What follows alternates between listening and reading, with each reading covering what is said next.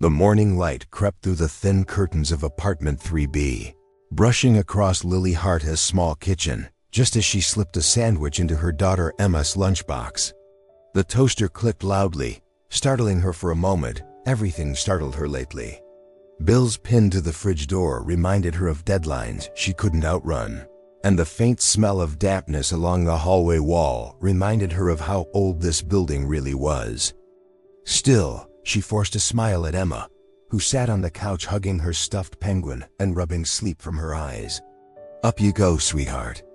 "We're a little late." Emma yawned, slid off the couch and tugged on her shoes.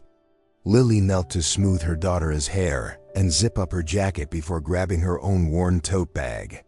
She checked the time, 7:12 a.m. If they hurried, they could still avoid the morning elevator crowd. Lily twisted the front doorknob, pushed the heavy door open, and froze. Emma bumped into the back of her legs, murmuring something, but Lily didn't hear. Right outside her apartment, right against her door, sat a man, a tall man.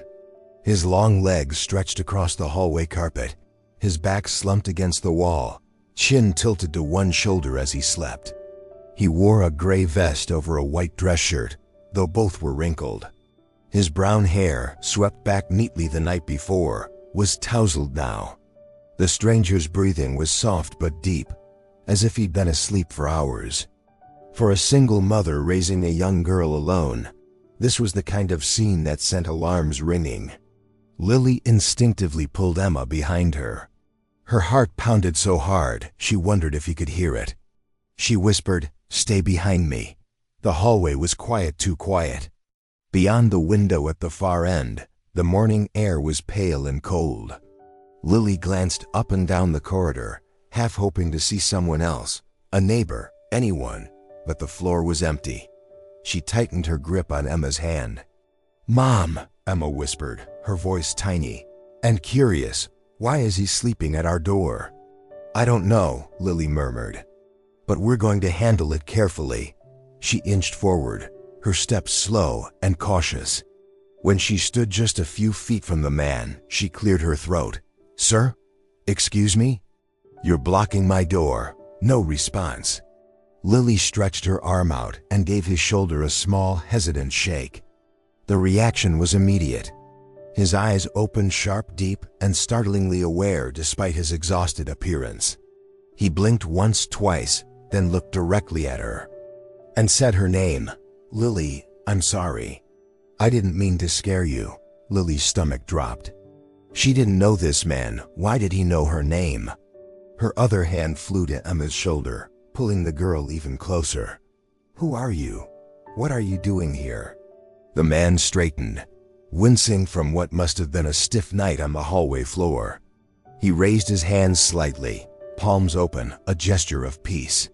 "My name is Adrian," he said quietly, voice hoarse. "Please, I just need 1 minute to explain." "No," Lily said firmly. "Move. I need to take my daughter to school." Adrian didn't move closer, didn't try to stand in her way. He simply nodded once, as if he'd expected her reaction. "I'm not here to hurt you," he murmured. Emma, still half hidden behind Lily, peeked around her mother's arm. Her small voice floated out, soft but clear. "Are you waiting for my mom because of me?" Adrian's expression shifted, surprise first, then a quiet ache, something deeper than mere discomfort. For a heartbeat, he looked like a man carrying more than just tiredness. Lily didn't like that. She didn't like that he reacted as if Emma had spoken some truth. "That's enough," Lily said sharply, pressing the elevator button with her free hand. When the doors slid open, she ushered Emma inside quickly. Adrian pushed himself up from the floor, but he didn't follow. He just watched them calmly, almost painfully, as the doors began to close.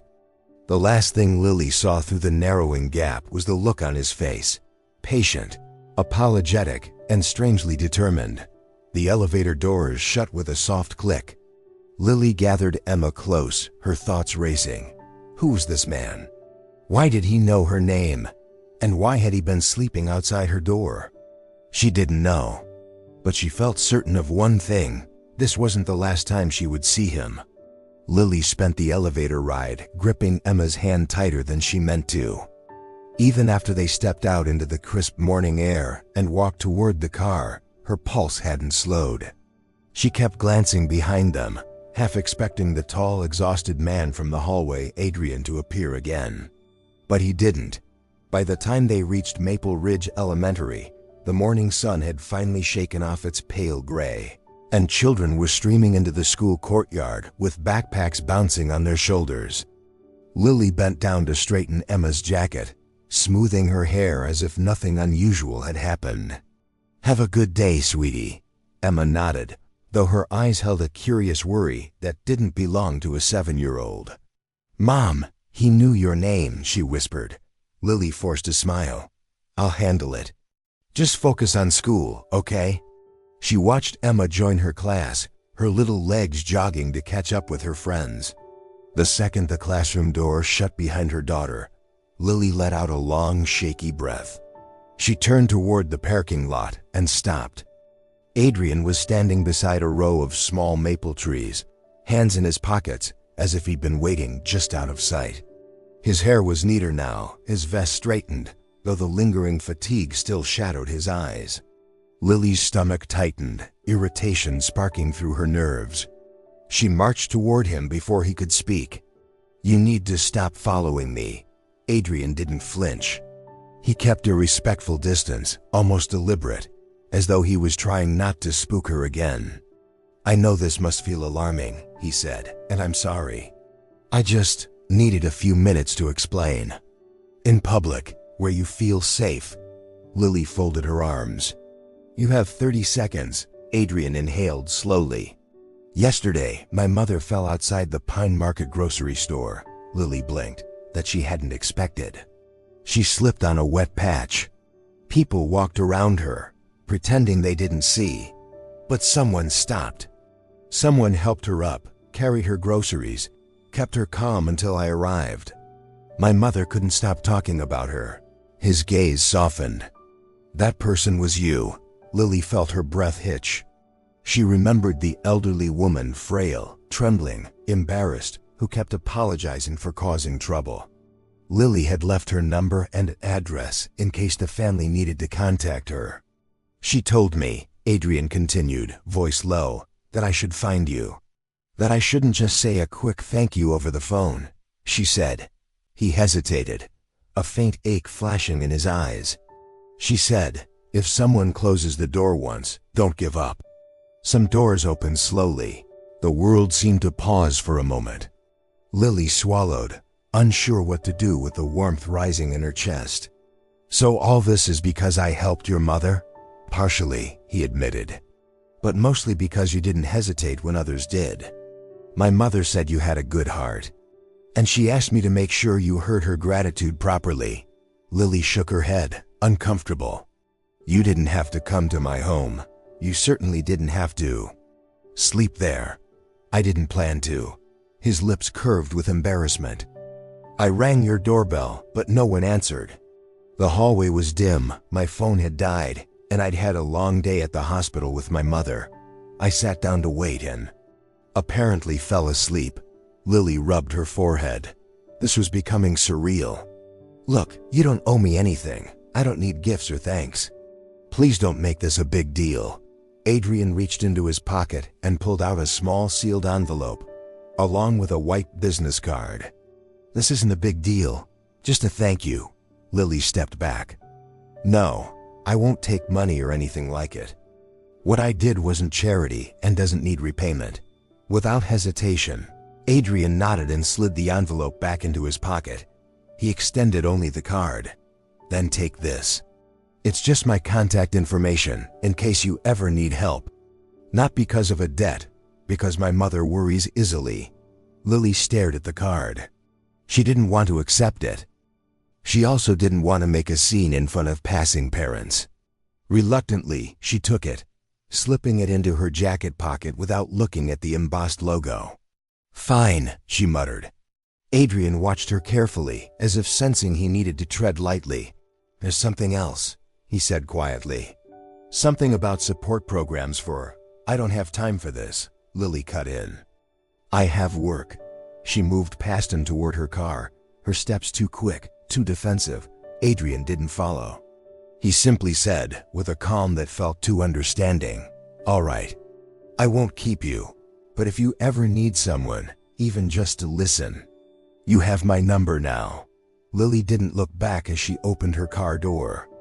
But she felt his eyes on her, the same patient, steady gaze that had watched her from the hallway as the elevator closed.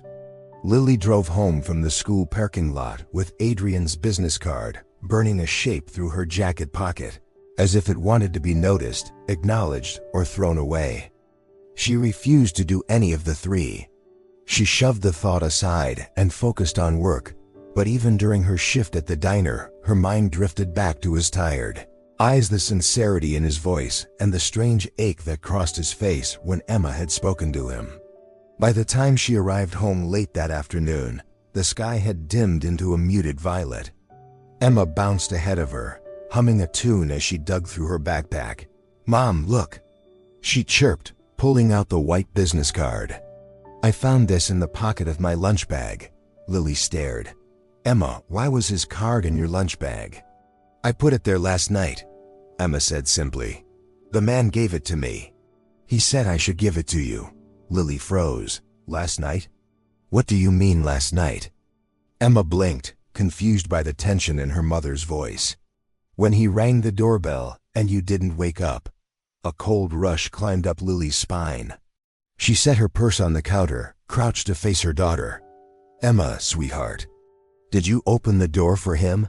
"Just a little," Emma whispered. "I woke up because of the bell.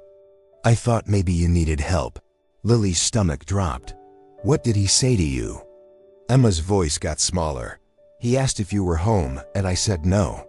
And then I asked him a question." "What question?" After a pause, Emma answered with the softness of a child who didn't understand the weight of her own words. "I asked if he was the man who would help you not cry anymore." Lily shut her eyes. That single sentence, spoken by her child to a stranger, was more intimate than she wished anyone to hear, especially a man she had known for 5 minutes. "Why did you ask him that?" she murmured. Emma fidgeted with the hem of her shirt. "Because you cry in the bathroom sometimes." "I hear it." Those words cracked something in Lily's chest, something she tried so hard to protect. She hugged Emma tightly, fighting the sting in her eyes. "You're safe, baby. I'm okay. You don't need to worry about me." But Emma's innocence had already shifted the ground beneath her, and Lily knew nothing would be simple now. That evening, after leaving Emma with a coloring book, Lily walked to the small cafe 2 blocks from her apartment, one Adrian had suggested they meet at. "If you ever decide to let me explain the rest." She wasn't sure why she went. Maybe because she needed answers. Maybe because she needed to reclaim control of the situation. Or maybe because Emma's question had opened a door she wasn't ready to close. Adrian was already there, seated at a corner table with 2 cups of tea. He stood when she approached, surprise softening his face. "Lily, thank you for coming." "This isn't a meeting," Lily said quickly. "I need to understand what my daughter told you." Adrian nodded slowly, motioning for her to sit. "She only asked one thing, and I didn't know how to answer her." He took a breath. "When she asked if I was the man who would help you not cry anymore, I saw fear in her eyes. And I realized you must be carrying more than anyone knows." Lily clenched her hands. "I don't need strangers analyzing my life." "You're right," Adrian said gently. "But I'm not here to analyze anything. I'm here because I wanted to tell you the rest. The part I tried to explain this morning before you rushed off." He reached into his satchel and placed a slim folder on the table. "This is a program I've been building for months. A pilot housing and employment initiative for single mothers in crisis. It's called the Safe Start Housing Fund." Lily stared. "You run a program like this?" Adrian exhaled, as if this moment carried weight for him too. "I run a company," he corrected. "Coltech." The name hit her like a gust of wind. Coltech, the tech giant whose logo she had glimpsed on his card, but never connected. "You're the CEO?" "Yes." He didn't say it with pride. more like a fact that didn't matter right now. My mother's fall reminded me how fragile people can be. And your daughter's question reminded me why people need support before they break. He slid the folder toward her. Inside were printed pages, plans, a simple contract. I'd like you to be the first participant, he said. A stable apartment for 6 months. A flexible job at the Coltech Community Hub. A fresh start. Lily pushed the folder back. No, this looks like charity. It's not, it's a program. You'd be an employee, not a dependent. But Lily shook her head, anger and fear twisting inside her. I don't want my daughter thinking we need saving by some rich man. Adrian didn't argue. He simply folded his hands, patient as ever. Then don't decide now, think about it. Take the folder home. If you choose no, the door closes, and I won't ask again. Lily stood, unable to sit under the weight of all of this. I need time. I'll give you that, he said softly. As much as you need. His next words landed with the quiet certainty of someone who meant every syllable. I'll wait until you're ready to open the door. Lily didn't sleep that night. After leaving the cafe, she had walked home with the folder Adrian gave her tucked under her arm, but never opened it. Instead, she set it on the kitchen counter like something dangerous, something that could explode with the slightest touch. Every time she passed it, she felt its presence watching her, waiting for her decision. She kept replaying Emma's words in her mind. Are you the man who will help my mom not cry anymore? That single, innocent line had unraveled her. But Lily told herself she needed clarity, space, and a few days to breathe before even considering Adrian's proposal. She meant it, and she tried. But life rarely waited for anyone. 3 days later, on a Wednesday afternoon, Lily was wiping down the counter at work when her phone rang. The caller ID flashed Maple Ridge Elementary School. Her chest tightened instantly. She answered with shaky fingers. A staff member spoke quickly. Ms. Hart? Emma had an incident during recess. She's safe, but she's very upset. Can you come right away? Lily didn't remember hanging up. She only remembered running through the diner door, across the parking lot, into her car, barely breathing as she drove. When she rushed into the school's health office, she found Emma sitting on the small cot, knees tucked to her chest, face blotchy from crying. A teacher knelt nearby, rubbing her back. Emma? Lily whispered. The moment the little girl looked up, she burst into tears again. Lily dropped to her knees and wrapped her arms around her daughter, feeling the trembling through the fabric of her clothes. What happened? She asked the teacher. Some kids were teasing her, the woman said gently. They said some hurtful things about your living situation. Lily swallowed hard. What did they say? The teacher hesitated. One girl told Emma that her clothes looked old, that maybe your family was getting kicked out because the building manager had been making rounds. Emma got scared. Then a couple of boys joined in, saying you two must be too poor to afford anything better. A burn spread behind Lily's eyes, anger, humiliation, and helplessness blending into something sharp and painful. She could take the insults. She had taken many in her life. But seeing her daughter crushed by them ripped her from the inside. Emma sobbed into her mother's shoulder. Mom, they said we might not have a home soon. Lily hugged her tighter. Sweetheart, I'm here. You're safe. I promise. As the teacher stepped out to print an incident report, Emma sniffled and reached into her pocket. Mom, can we call him? Who? The man. The one who said doors open slowly. Lily froze. Where did you get that idea? I put his card in my pocket, Emma said, pulling out the business card Adrian had given her that night. Lily's heart clenched. She didn't know whether to tell Emma no or simply collapse under the weight of everything crashing at once. Before she could speak, the door to the health office opened again, not the teacher this time. Adrian. He stood in the doorway, breathing lightly as if he'd hurried, his eyes finding Emma first. Then Lily. I came as soon as I got the call, he said quietly to Lily. The school had my card. Emma gave it to her teacher. Lily's breath caught. She wanted to be angry, to tell him this was too much, too fast, but in that moment, with Emma trembling in her lap, she couldn't bring herself to push him away. Adrian crouched down beside them, keeping enough space to not overwhelm the child. "Hey, Emma," he said softly. "Did someone close a door on you today?" Emma nodded, wiping her eyes. "The kids were mean. They said we were too poor, and that we might have to leave our home." Adrian's expression tightened, but he stayed gentle. "Sometimes people say things they don't understand. But do you remember what I told you? About doors?" Emma sniffled. "That some doors open slowly?" "Exactly. And when you walk through them, you find something better on the other side. You and your mom just haven't reached that door yet. But it's there, I promise you." Something in Emma's body softened. She leaned against Lily, exhausted but calmer. Lily watched them, her emotions tangled and raw. She had spent years carrying burdens alone, telling herself that she didn't need help, didn't need anyone. But she couldn't deny what she saw. A man who wasn't performing, wasn't pitying, wasn't pushing. Just being there. For her daughter. For her. When they left the school, Lily expected Adrian to say goodbye, to walk away.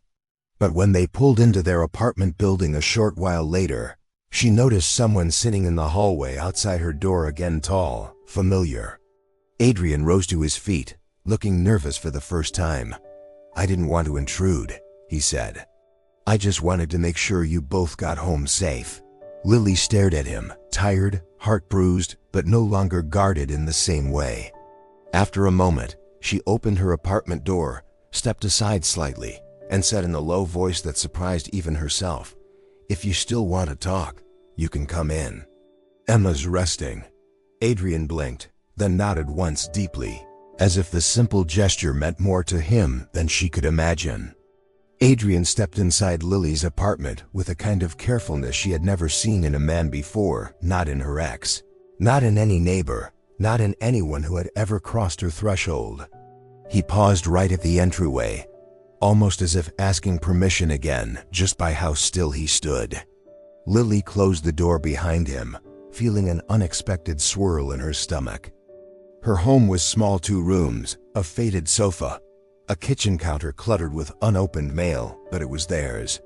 She moved quickly through the space, suddenly self-conscious about everything.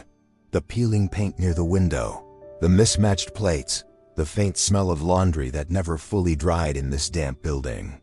"Sorry about the mess," she said quietly, gathering a small pile of crayons Emma had left on the couch. "It's a home," Adrian replied, his voice gentle in a way that made her chest tighten. "Homes are allowed to look lived in." Lily exhaled, half relieved, half embarrassed, and gestured toward the small dining table. "Sit if you want. I'll make tea." While she filled the kettle, Emma peeked from the bedroom doorway, sleepy-eyed. Adrian waved softly. "Hi, Emma." The little girl managed a tiny smile before Lily guided her back to bed. "Rest," she whispered, brushing her daughter's hair back. When Lily returned to the kitchen table, Adrian was studying the stack of envelopes on the counter, not opening them, just looking. She slid them away quickly. "Bills," she said. "They're always there." He nodded, not with pity, but with the quiet understanding of someone who knew what burdens looked like on other people. They sat across from each other in the warm yellow light of the apartment, the air thick with things unspoken. At last, Adrian broke the silence. "I'm sorry about what happened at school today. No child should be made to feel ashamed for things they cannot control." Lily looked down at her hands. "Kids can be cruel. I hate seeing her hurt. I hate that she's already learning what fear feels like." Adrian leaned forward slightly. "You're doing your best, Lily." She let out a bitter laugh. "Sometimes it doesn't feel like enough." The kettle clicked. She poured tea for both of them and sat back down. The steam curled upward between them. "You said there was more you wanted to explain," she murmured. "About your program." Adrian hesitated just long enough for her to sense the weight of what he carried.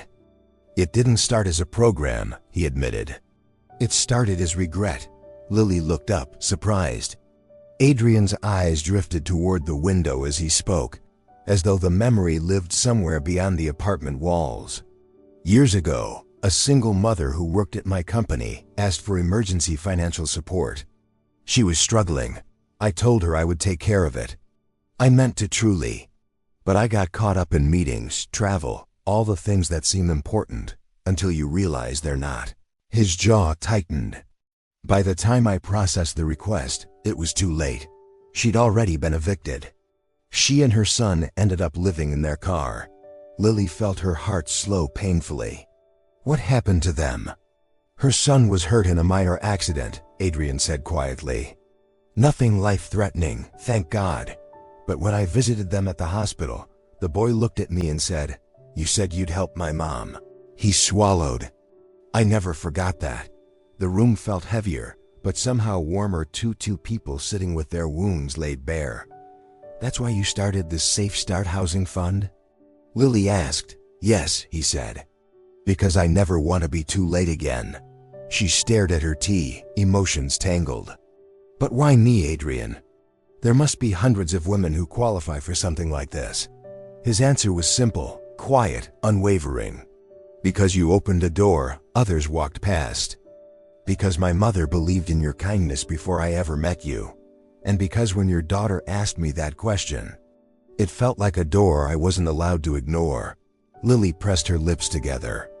Her defenses felt thinner now, no longer walls, just curtains fluttering in the wind. Adrian reached into his coat pocket and placed something on the table between them. A small silver key attached to a simple ring. Etched into the metal were the words, "A door opens when you're ready." Lily stared at it. "What is this?" "The key to one of the Safe Start apartments," Adrian said. "If you want it. If you choose it. Not tonight, not tomorrow, not until you're ready." Her chest tightened. "I can't just live off your generosity." "It's not generosity," Adrian said firmly. "It's a structured program, rent support for 6 months. A flexible job at the Coltech Community Hub. Training if you want new skills. It's not charity, it's a pathway." Lily touched the key with trembling fingers. It felt both impossibly heavy and shockingly light. "I don't know if I'm ready," she whispered. "You don't have to be," Adrian replied. "Not yet." When he finally rose to leave, Lily walked him to the door. He paused on the threshold, glancing at the key still lying on the table. "Whether you say yes or no," he murmured, "I'll respect it. But don't close the door until you've understood what's behind it." After he left, Lily stood alone in the quiet apartment. Emma's soft breathing drifted from the bedroom. The silver key gleamed in the lamplight, waiting, patient, like the man who had placed it there. Lily barely slept after Adrian left. The silver key on the table wasn't loud, yet somehow its presence filled the apartment like a second heartbeat, soft, steady, impossible to ignore. Every time she passed it, her fingers twitched with the urge to pick it up, to feel its weight, to understand what it meant. But she didn't. She wasn't ready. Not yet. By morning, she had convinced herself she would return the key. She would thank Adrian politely, explain that she couldn't uproot her life or rely on a stranger, CEO or not.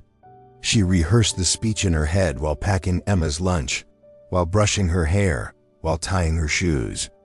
It felt like the only way to regain control in a life that kept slipping out of her hands. Emma stood on a stool beside the counter, humming while tracing a finger on the key's smooth edges. "It looks shiny," she said. "Like it wants to be used." Lily gently moved the key away. "It's not ours, sweetheart." Emma looked up. "But he said it could be. If we want it." Lily's heart tightened. Sometimes grown-ups offer things because they think it helps. But that doesn't mean we can just take them. "Even if the door is a happy one," Emma whispered. Lily didn't have an answer, not one she was ready to say aloud. As they stepped into the hallway to leave for school, Lily's mind ran through her plan again. Return the key, close the door, move on. But fate-like, it often did, had other ideas. It began with the faint smell of burning. Lily paused at the stairwell. "Do you smell that?" Emma nodded, nose scrunching. It smells like toast, but it wasn't toast. A moment later, a shrill alarm erupted through the building, first one siren, then a chorus, echoing off the walls. Red lights flashed in the hallway. Someone on a lower floor shouted, "Fire! Call 911. For a split second, Lily froze. The world narrowed to sound alarms, frantic footsteps, distant shouting. Then instinct took over. She scooped Emma into her arms and bolted down the stairs. Smoke wafted from the second-floor landing, thin but enough to sting the back of her throat. "Cover your mouth," she said, pressing Emma's face into her shoulder. Neighbors spilled from their apartments, coughing, scrambling, some grabbing belongings, some too panicked to think. A child cried somewhere behind them. Someone yelled about an electrical fire. Someone else yelled about the circuit box on the second floor. It all blended into chaos. Lily tightened her grip on Emma, pushing forward until they burst out through the lobby doors and into the cold, smoky morning air. Fire trucks screeched to a stop nearby. Firefighters ran past them, hauling hoses and shouting instructions. Lily backed away from the building, trembling, Emma clinging to her neck. Only when they reached the far end of the parking lot did she dare turn around. The sight made her knees weaken. Black smoke curled from the windows of the second floor. Water sprayed upward in arcs as firefighters aimed their hoses. And somewhere up there, somewhere in the haze, was their apartment, their home. "Mom," Emma whispered, voice breaking. "What about my drawings, and your books, and the penguin?" Lily swallowed hard. "Things can be replaced, sweetheart." "You can't," but even as she said it, her chest ached. That apartment held the last remnants of everything she had scraped together after her divorce. The last pieces of the life she'd tried so desperately to build on her own. She pressed a kiss to Emma's forehead. "We'll figure something out, Lily." The voice burst through the noise, familiar and urgent. She turned. Adrian was running across the parking lot, tie loose, hair mussed by the wind. He wasn't polished or composed like the CEO she'd seen online. He was a man who had run here the moment he saw smoke rising from the neighborhood. "Are you both okay?" he asked, breathless. Lily nodded, overwhelmed. "We're fine. The apartment?" "I don't know." Adrian glanced at the burning building, jaw tight. "I was nearby," he said. "I came as soon as I saw." He didn't finish. He didn't need to. He reached gently for Emma, brushing soot from her sleeve. "You were very brave," he told her. Emma leaned into him without hesitation. It undid Lily a little. A firefighter approached them. "Ma'am, you won't be able to return to your unit today, possibly for several days. There's significant water and smoke damage on your floor." Lily felt the world tilt. "So we can't go home?" "Not for now," the firefighter said. "I'm sorry." Emma's arms tightened around her mother's neck. "Mom, where will we sleep?" Lily looked at her daughter, then at the damaged building, then at Adrian. He didn't speak. He just looked at her with a steady, quiet patience, an echo of the same patience he'd shown since the moment he met her. Slowly, with trembling hands, Lily reached into her pocket. The silver key pressed into her palm, warm from her body heat, its engraved words shimmering faintly. "A door opens when you're ready." She wasn't ready yesterday. She wasn't ready this morning. But as Emma's frightened eyes searched her face, something inside her shifted, something long locked, long afraid. She met Adrian's gaze. Her voice broke. She tried again. "I think I'm ready to open the door." Adrian didn't smile triumphantly. He didn't rush to pull her into an embrace. He simply nodded, slow, steady, grateful. "Then let's go," he said softly. "Some doors are meant to open today." The ride to the Safe Start apartment was quiet, soft, steady, wrapped in the kind of silence that comes after fear has drained everything else from your body.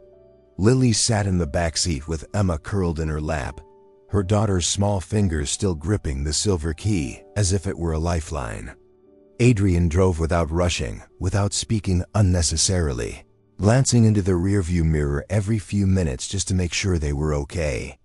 When they reached the building, a modest, clean, sunlit complex with trimmed hedges and wide sidewalks, Lily felt a strange, unfamiliar sensation rise in her chest.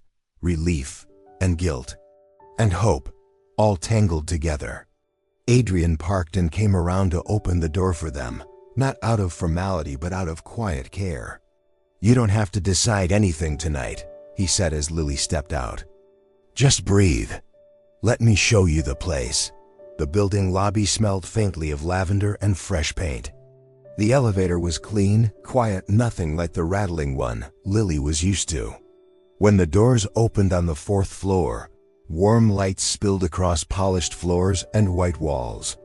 Adrian led them down the hall to a unit with a gold number plate, 4B. He handed Lily the matching silver key, the one she already carried, then stepped back. "It's yours," he said. "If you want it to be." Lily hesitated. Then, with Emma standing beside her, she pushed the key into the lock. The door turned easily, smoothly, no sticking, no scraping metal. It opened with a soft click, like a breath being released. Inside, the apartment glowed with soft evening light. The living room was simple but bright. Beige sofa, small wooden table, clean curtains. A window overlooking the courtyard lined with trees. The kitchen had new appliances, counters without stains, cabinets that didn't sag. Down the short hallway were 2 bedrooms, one big enough for Lily, one small but cheerful, with a little desk already set up for a child. Emma wandered in first, her steps slow, almost reverent. Then she gasped soft, delighted when she saw the bedroom that would be hers. She ran her hands along the windowsill, opened the closet, touched the soft quilt folded neatly at the foot of the bed. "Mom," she whispered, "this door feels happy." Lily felt her throat tighten. She walked through the apartment like someone afraid to wake from a dream, running her fingertips along the smooth walls, the clean counters, the firm, solid doorknobs. No mold, no water stains, no smoke, no fear. "It's not fancy," Adrian said behind her, "but it's safe. And it's yours as long as you need it. 6 months of support, renewable if you remain in the program. And the job at the community hub is ready whenever you want to start. No pressure." Lily nodded slowly. "I don't know what to say." "You don't owe me anything," Adrian replied. "Not gratitude, not loyalty, not anything. This is not a rescue, it's a beginning." She looked at him, then really looked. He didn't seem like the polished CEO she imagined running meetings in glass towers. He seemed like a man trying, failing sometimes, learning, and trying again. A man who didn't demand, didn't expect, didn't push. A man who had waited outside her door, not because he wanted something, but because he meant what he said. Some doors opened slowly. Over the next few days, Lily began to settle into the new rhythm. She filled out the program paperwork. She walked through the community garden, where staff greeted her with warm smiles. She accepted the position at the Coltech Community Hub, flexible job that allowed her to bring Emma along on quiet days. At night, when she tucked Emma into her new bed, she watched her daughter smile in her sleep for the first time in months. A week after moving in, Lily pinned one of Emma's drawings to the refrigerator, a bright yellow door with sunlight spilling through it. On the hook beside the front door, she hung the silver key, the real key to her new home. And every time she passed it, it no longer felt like a question. It felt like an answer. One quiet Saturday evening, as Lily was sweeping the kitchen floor, someone knocked gently. When she opened the door, Adrian stood there with a small paper bag in hand. He didn't assume anything, didn't step inside, didn't crowd the threshold. "This isn't about the program," he said, lifting the bag slightly. "It's just dinner. A welcome home meal, if you'd like company." Emma poked her head out from behind Lily. "Adrian, are you our friend now?" He crouched to meet her eyes, his smile soft. "If your mom says I can be." Lily felt something warm settle in her chest. Not romantic fireworks, Not sweeping promises, just the steady glow of someone who showed up without asking for anything. "Come in," she said quietly. "We'd like that." The evening passed with gentle conversation, shared food, and laughter that felt new, fragile, but real. When Adrian left, he paused at the door, giving Lily a look that wasn't a question, just a promise. "Whenever you're ready," he said softly. "I'll be here." Lily closed the door behind him. It clicked softly, warmly. And for the first time in a long while, she felt like she was on the right side of the door that had finally opened.